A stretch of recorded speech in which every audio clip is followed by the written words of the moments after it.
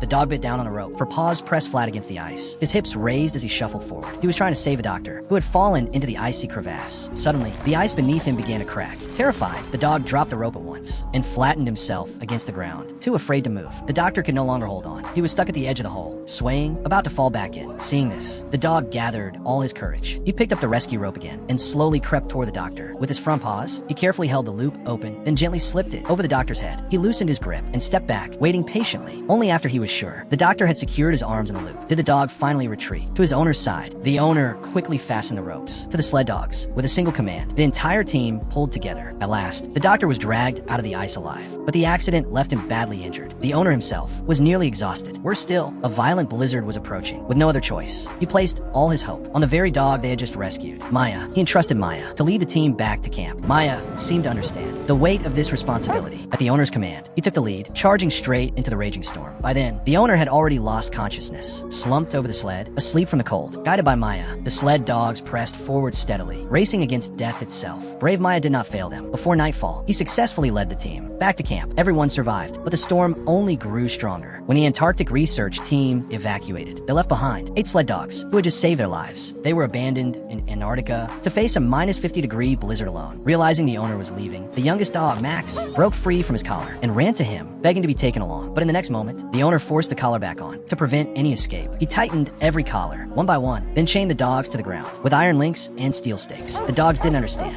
why they were being treated this way. They cried out in confusion and pain. But the truth was, the owner was not cruel. The helicopter had strict weight limits. Only the injured humans could be evacuated first. He planned that the moment the helicopter landed, he would refuse treatment and return immediately before the larger storm arrived to bring his beloved dogs home. All right, Maya. You keep them in line, all right? And I'll be back. I promise.